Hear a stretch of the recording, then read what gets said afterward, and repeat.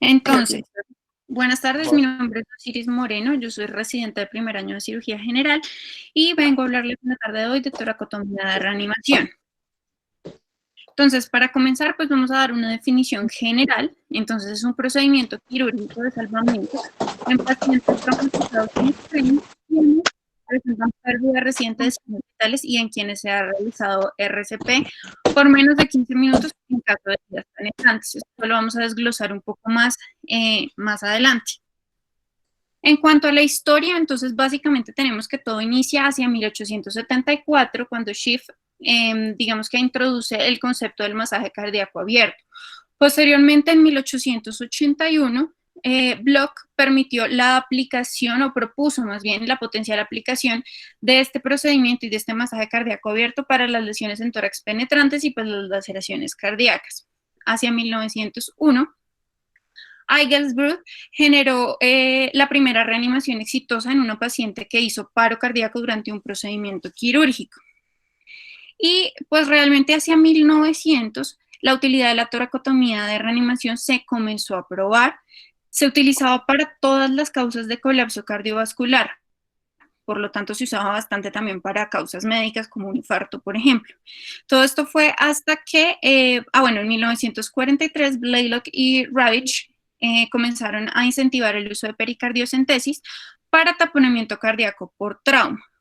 Finalmente, hacia 1960 y 1965, pues apareció la efectividad tanto de la RCP o del masaje cardíaco cerrado, como de la aparición del desfibrilador. Entonces, finalmente, hacia finales de la década de 1960, pues ya aparece como tal el rol de la toracotomía de reanimación como la conocemos.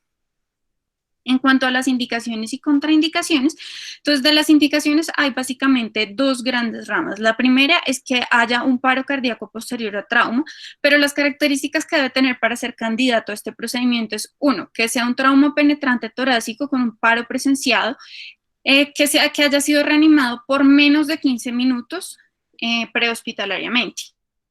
Dos, que sea un trauma penetrante no torácico con paro presenciado, reanimado por menos de 5 minutos prehospitalariamente. Y por último, en este punto, que sea un trauma contundente en tórax con paro presenciado y que haya tenido reanimación menos de 10 minutos prehospitalaria. El otro punto es que haya una hipotensión severa persistente posterior al trauma, es decir, que tengamos una tensión arterial sistólica menor a 60. Esto puede ser secundario a taponamiento cardíaco, a una hemorragia que puede ser intratorácica, intraabdominal, cervical o en extremidades, o a un embolismo de aire. En cuanto a las contraindicaciones, entonces tenemos que si es un paciente con trauma penetrante que lleva más de 15 minutos sin signos de vida, pues realmente no es candidato a este procedimiento y pues ya se debe declarar la defunción. Y el trauma contundente mayor a 10 minutos de reanimación sin signos de vida o asistolia. ¿A qué me refiero cuando hablo de que no hay signos de vida? Quiere decir que no hay tensión arterial, no hay pulso, no se presenta esfuerzo respiratorio, no hay actividad eléctrica y no hay actividad pupilar. Y un paciente sin signos vitales, pues es que no tiene tensión arterial o pulso, pero tiene o esfuerzo respiratorio o actividad eléctrica presente o actividad pupilar. Entonces tenemos en general que existen objetivos fisiológicos, son básicamente 6 procedimientos los que se realizan y básicamente estos mecanismos combinados lo que buscan es abordar el problema principal que me está generando el colapso hemodinámico y pues cardiovascular. Entonces puede ser que sea mecánico o por hipovolemia. Entonces vamos a hablar de cada uno de ellos, pero pues básicamente son liberar el taponamiento cardíaco, controlar la hemorragia cardíaca, controlar el sangrado intratorácico si existe, evacuar embolismo aéreo masivo, el masaje cardíaco directo u ocluir la aorta torácica descendente. Entonces, en cuanto a liberar el taponamiento cardíaco y controlar la hemorragia cardíaca, entonces vamos a hablar de que se debe tener en cuenta que las tasas de supervivencia más altas de pacientes que son llevados a toracotomía de reanimación son de aquellos que tienen un trauma cardíaco penetrante. ¿De qué depende? Del reconocimiento temprano, de que se logre la descompresión y el control de la hemorragia cardíaca. Entonces, cuando tenemos una lesión cardíaca, sin importar cuál sea el mecanismo de lesión, que me está generando salida de sangre dentro del pericardio, pues me va a aumentar la presión intrapericárdica y esto se va a traducir en anormalidades hemodinámicas, que son básicamente entre tres fases. La primera es que hay una restricción del llenado diastólico ventricular con menor flujo subendocárdico. Esto se traduce, o más bien se compensa, con taquicardia y aumento de la resistencia vascular periférica. En la segunda etapa, entonces tenemos que se compromete el llenado diastólico, el volumen sistólico también y la perfusión coronaria. Esto se va a traducir en un menor gasto cardíaco y es acá donde va a empezar a aparecer muy probablemente la hipotensión. Y en la última fase, pues ya es cuando el paciente presenta un paro cardíaco por importante hipoperfusión coronaria. Cabe recordar que pues la conocida triada de Beck, que está dada por hipotensión, ruidos cardíacos abolidos y distensión de venas cervicales, no está presente en todos los pacientes que tienen taponamiento cardíaco. Entonces, en todos aquellos en que tengamos herida penetrante y que estén pues inestabilizándose hemodinámicamente, pues se debe considerar este diagnóstico. En cuanto al control de la hemorragia intratorácica, entonces básicamente es importante porque realmente la hemorragia intratorácica no cardíaca que amenaza la vida pues puede ocurrir en menos del 5% de los pacientes con trauma. Sin embargo, las lesiones más comunes son que haya lesión penetrante al alivio pulmonar o de los grandes vasos, y las menos comunes pues que haya una lesión de la aorta descendente con franca ruptura, pues dada su localización. Entonces, se debe tener en cuenta que un Hemitórax puede contener más de la mitad de la volemia del paciente. Entonces, incluso antes de que el paciente se inestabilice como tal, pues él puede tener un sangrado muy importante albergado en la caja torácica. Las heridas exsanguinantes, claramente van a requerir un rápido control del origen de la hemorragia. En cuanto al masaje cardíaco directo, entonces se dice que la compresión externa en una RCP tradicional, pues logra mantener del 20 al 25% del gasto cardíaco basal y del 10 al 20% de la perfusión cerebral. Esto funciona por los primeros 15 minutos. Posterior a ello, pues realmente está descrito que ya no es una intervención adecuada y el paciente necesita una toracotomía de reanimación inmediata. Obviamente, esta compresión externa no va a funcionar cuando tenemos un volumen intravascular inadecuado o cuando hay un llenado restringido ventricular por un taponamiento cardíaco. En cuanto al clampeo de la aorta descendente, entonces este es muy importante, por ejemplo, cuando tenemos pacientes con shock hipovolémico, porque nos ayuda a hacer una redistribución de flujo al miocardio y al cerebro. Adicional a esto, si hay una lesión intraabdominal, pues la reducción nos ayuda con la reducción de pérdida sanguínea subdiafragmática y pues en general se ha demostrado que esta intervención logra aumentar el retorno a la circulación espontánea en pacientes sometidos a toracotomía de reanimación. Hay que tener en cuenta que cuando se trata de una lesión extratorácica, pues esta es una medida absolutamente temporal. Entonces, tan pronto yo logré reponer el volumen, pues se debe retirar. Se dice que se puede mantener el clampeo aproximadamente 30 minutos. Posterior a ello, si hablamos de un sangrado extratorácico, pues se podría colocar el clamp infrarrenal y hasta allí podría durar de 30 a 45 minutos, que es el tiempo de isquemia que soporta el intestino. El siguiente punto es básicamente evacuar el embolismo aéreo broncovenoso. Entonces hablamos de una lesión que está asociada al trauma torácico y que son pacientes que ingresan normalmente con heridas penetrantes, que presentan una hipotensión profunda o paro y después requieren intubación orotraqueal con presión positiva, pues ventilación mecánica invasiva. Entonces, básicamente esto lo que hace es generar una lesión sobre el alveolo y pues teniendo en cuenta que el alveolo va a tener una presión alta por la ventilación y las venas una presión baja por el mismo shock y la hipoperfusión, entonces se va a generar un gradiente de presión que produce que los émbolos de aire migren hacia el sistema venoso y de ahí posteriormente a las coronarias, obviamente produciendo isquemia global y shock. Con esto pues se recomienda, vamos a ver más adelante, pero parte del manejo pues también es un masaje cardíaco vigoroso. En cuanto al procedimiento como tal, pues en general el equipo que se requiere para realizar una toracotomía de reanimación es un bisturí. Vi que estaba descrito que se utilizaban hojas 20-21, el retractor torácico de Finochetto, tijera de Mayo, un clamp vascular Satinsky, se recomienda que se tengan dos, uno corto y otro más largo, portagujas largo, que haya esternótomo o una sierra de Gigli o lo que sea, y succión. Y se recomienda tener polipropileno 2 ceros, seda 2 ceros y grapas de piel. En cuanto a la técnica quirúrgica como tal, entonces tenemos que se va a comenzar por una toracotomía anterolateral izquierda. ¿Por qué esta incisión? Porque esta me permite ciertas ventajas. Uno es que tenemos un acceso rápido con instrumentos relativamente simples. Dos es que el paciente lo tengo en posición supina.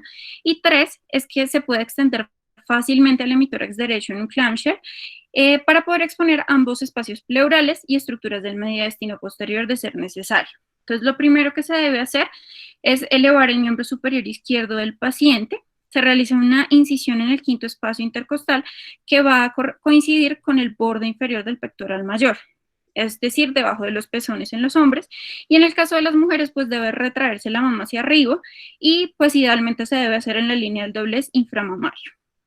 Se debe iniciar en el lado derecho del esternón, descrito más o menos de 1 a 2 centímetros, en caso de que se requiera hacer una transección external. Se debe seguir la curvatura natural de la caja torácica y pues se debe llevar aproximadamente hasta la cúpula axilar. Los músculos posterior a esto, pues se deben resecar los músculos intercostales y la pleura parietal, abrirlos. Con tijera de mayo se puede hacer y pues cabe recordar que los músculos intercostales se deben intervenir por la parte superior de la costilla inferior, pues para evitar toparnos con el paquete vascular nervioso. Dentro de esta técnica, lo más importante pues son las maniobras de reanimación, que van a ser básicamente la pericardiotomía, el masaje cardíaco directo y el clampeo de la aorta torácica. En caso de que la toracotomía anterolateral izquierda no logre proveer una adecuada exposición, pues se pueden hacer dos cosas. Uno, dividir los cartílagos costales, o dos, hacer una transección del esternón. Entonces, básicamente es con la sierra, dividir el esternón en forma transversa para lograr una mejor visualización, y esto implicaría la ligadura de los vasos mamarios internos una vez se restaure la perfusión. Si se olvida este paso, pues el paciente podrá quedar con un sangrado residual en cavidad torácica. En cuanto a la toracotomía de clamshell como tal, entonces tenemos unas indicaciones específicas para realizar esta extensión de la incisión, y es básicamente que tengamos un paciente inestable con herida penetrante del lado derecho, pues porque claramente tengo que intervenir el lado derecho que fue el afectado, pero pues las maniobras de reanimación se van a hacer del lado izquierdo. En un paciente también en quien se presume embolismo aéreo. Entonces, básicamente, esto es porque nos permite un acceso a las cámaras cardíacas para hacer la aspiración secuencial. ¿Qué quiere decir esto? La aspiración secuencial consiste en básicamente extraer pues, el aire del embolismo, que se debe hacer primero en ventrículo izquierdo, segundo en la raíz aórtica y 3 en la coronaria derecha. 2, me permite también tener un acceso directo a los vasos coronarios para hacer masaje directo y el acceso a los pulmones bilateral para controlar fuente de embolismo, de embolismo aéreo o de sangrado. Cabe recordar que con esta incisión pues tenemos acceso a ambas cavidades pleurales, al mediastino anterior y posterior. Se recomienda que en caso de que haya una sospecha de herida penetrante en el arco aórtico o ramas mayores, pues se va a requerir hacer una esternotomía mediana superior para tener un mejor acceso. En cuanto a la pericardiotomía, entonces básicamente la idea es que la incisión se debe realizar en el ápex, hacia o en dirección a la escotadura yugular. Debe hacerse anterior y paralela al nervio frénico. ¿Listo? En un pericardio que no esté tenso, pues lo que se puede hacer es utilizar dos Helix o disecciones con garra que nos permitan levantar el pericardio y hacer el corte con las tijeras. En uno que esté tenso, pues se debe iniciar con la punta de las tijeras o el bisturí para comenzar la liberación. Siempre se debe evacuar completamente la sangre y los coágulos que estén en el pericardio. Se debe adicionalmente liberar el corazón del pericardio colocando la mano derecha a través de la apertura pues, que se le hizo al pericardio, y se rodea en la parte posterior del lado derecho, empujando el corazón hacia el hemitórax izquierdo. De esta manera, el lado izquierdo del pericardio se va a ir detrás del corazón y pues de esta manera tenemos un acceso a las cámaras cardíacas para reparación de heridas en caso de ser necesario y masaje cardíaco abierto efectivo. En esta charla no se va a hablar como tal del reparo de heridas cardíacas ni de heridas a nivel del hilio pulmonar y demás, porque esos son temas de charlas que vienen mañana y el viernes.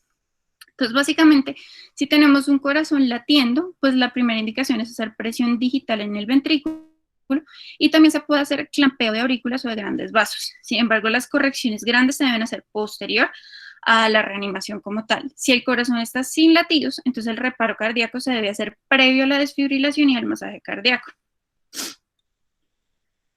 En cuanto a las intervenciones avanzadas, entonces tenemos que el objetivo va a ser restaurar la perfusión a órganos y tejidos, como siempre. Entonces, lo primero es establecer el ritmo cardíaco que permita la perfusión. Se puede utilizar las placas de desfibrilación, que son las que vemos en la imagen al lado izquierdo.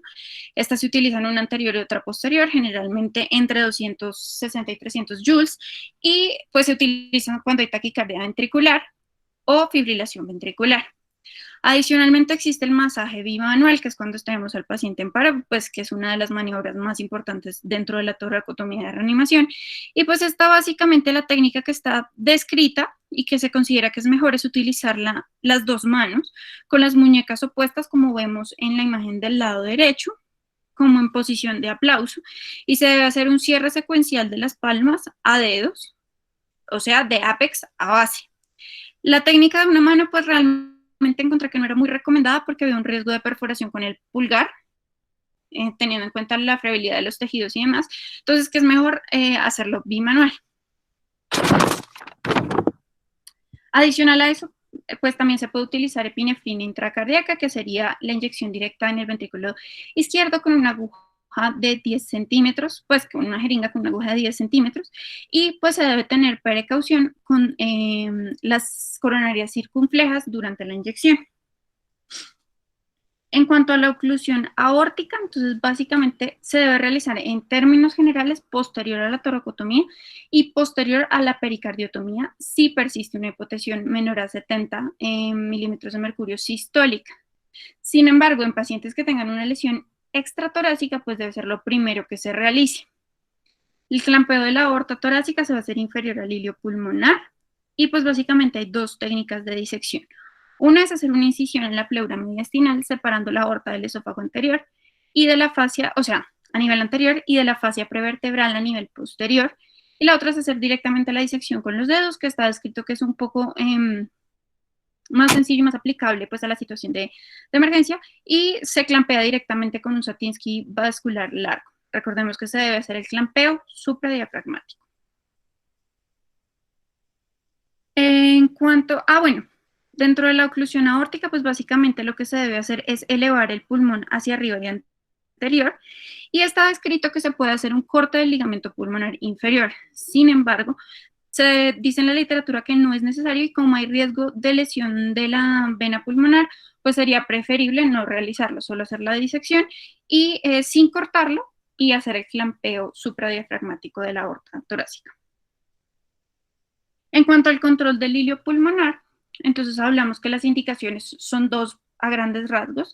Una es que haya un embolismo aéreo coronario sistémico y la otra es básicamente que haya una lesión del hilio o una hemorragia importante del parénquima pulmonar.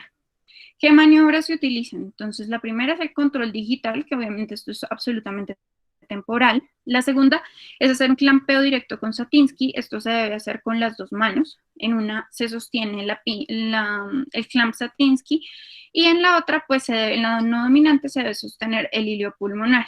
Y la otra opción es hacer el twist del hilio pulmonar, que era lo que hemos visto en charlas anteriores, en las cuales básicamente se toma todo el pulmón, se hace un giro de 180 grados y esto va a detener la hemorragia.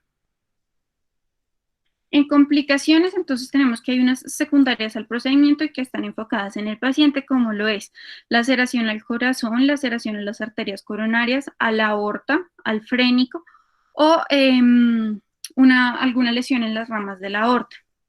Se menciona que en los pacientes que tienen toracotomía previa, pues hay múltiples adherencias, entre la pleura.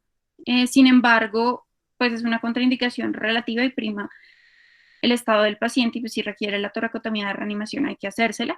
Y en cuanto a la morbilidad para el paciente, pues puede quedar con sangrado recurrente, una infección que puede ser en el pericardio, en el espacio pleural, en el esternón o en la pared torácica, o la entidad que se conoce como síndrome postpericardiotomía. Me pareció importante también mencionar un punto que se habla en algunos de los artículos en la literatura, que es el riesgo para el personal de salud. Entonces, en muchas ocasiones estos pacientes pues ingresan obviamente con trauma por herida cortopunzante, por arma de fuego, y ellos pueden presentar, 4% de ellos suelen presentar VIH, 20% hepatitis B y 14% hepatitis C, según estudios realizados en Estados Unidos. Sin embargo, pues nuestra población es distinta y muy probablemente el riesgo sea mayor. Entonces, cabe mencionar que es importante el uso adecuado de barreras de protección y pues el uso selectivo de la toracotomía de reanimación con las indicaciones que ya mencionamos. La idea es no llevar a cualquier paciente a este procedimiento. Por último, tenemos entonces el algoritmo general de manejo. Entonces, la idea es que pacientes que están en manejo con RCP sin signos de vida, hay que verificar el tiempo que llevamos. Entonces, deben ser menos de 10 minutos en trauma cerrado, menos de 15 minutos en trauma penetrante en torso o menos de 5 minutos en trauma que no sea en torso. ¿Listo? Y si cumplen con estas condiciones, pues se debe llevar a toracotomía de resucitación o de reanimación. También si es un paciente que tiene un shock profundo refractario posterior al trauma. Entonces, si tiene actividad cardíaca, muy probablemente va a tener lesión cardíaca y pues hay que repararla. Si no tiene actividad cardíaca, probablemente se trate de un taponamiento que hay que descomprimir y reparar las lesiones subyacentes. Si se piensa en hemorragia torácica, pues se debe controlar y se debe hacer clampeo de la aorta.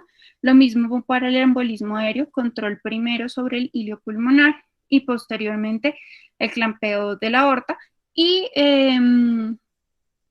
si hay hemorragia extratorácica, pues como ya les había mencionado, se debe realizar el clampeo aórtico. Entonces, básicamente, ese es el algoritmo general.